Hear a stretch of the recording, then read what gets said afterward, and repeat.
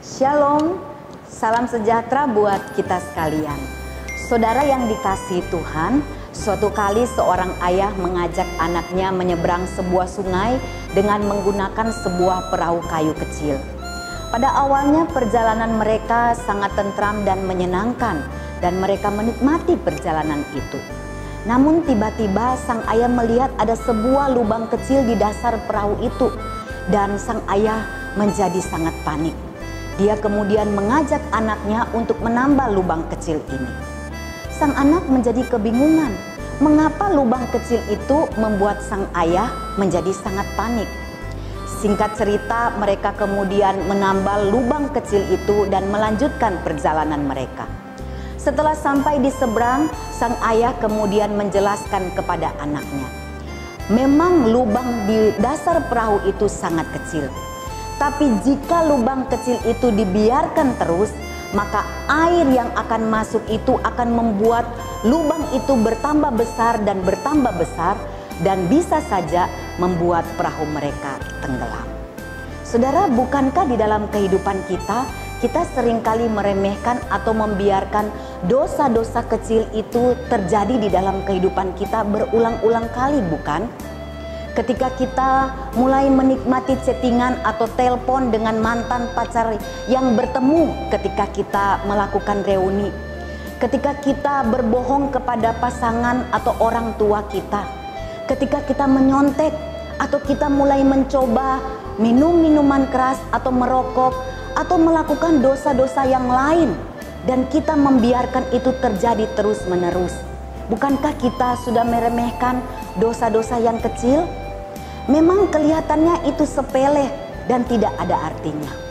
Tetapi ketika kita membiarkan dan melakukan terus-menerus, bukankah hal itu bisa berakibat fatal baik bagi kehidupan kita secara pribadi maupun kehidupan orang lain?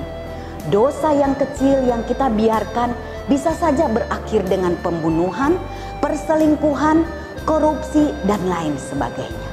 Saudara, ingat, firman Tuhan di dalam 1 Petrus 5 ayat 8 berkata, sadarlah dan berjaga-jagalah, lawanmu si iblis berjalan keliling sama seperti singa yang mengaum-ngaum dan mencari orang yang bisa ditelannya. Siapapun kita harus berhati-hati dan waspada karena iblis itu sangat licik. Dia bisa mencari kesempatan untuk menjatuhkan kita, orang-orang yang percaya kepada Tuhan. Lihat saja Raja Daud. Alkitab menceritakan pada suatu sore ketika dia baru bangun dari tidurnya dan berjalan-jalan di soto istana. Dia melihat ada seorang perempuan yang sangat cantik sedang mandi. Saudara, seharusnya dia tidak membiarkan pikiran tentang wanita cantik yang sedang mandi itu ada di dalam pikirannya. Tetapi yang dia lakukan adalah menyuruh memanggil perempuan cantik itu datang ke istana. Dan kita tahu apa yang terjadi kemudian. Dia melakukan perzinahan dengan wanita cantik itu. Dan akibatnya wanita cantik itu yang sudah mempunyai seorang suami hamil. Dan kemudian yang dia lakukan adalah melakukan sebuah skenario jahat untuk mencelakakan suami dari wanita cantik yang bernama Batsheba itu. Dan kita tahu pada akhirnya apa yang terjadi. Suami dari Batsheba itu kemudian mati di medan perang.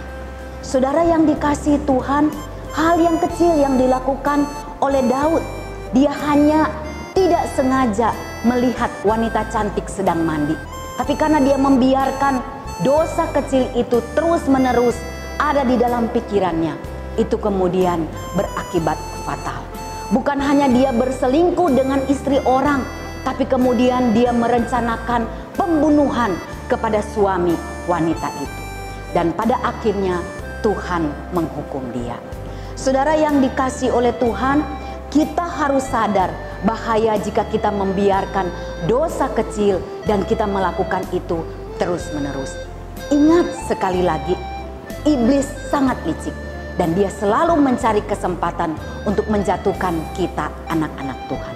Jangan pernah membiarkan iblis mengambil kesempatan untuk menjatuhkan kita.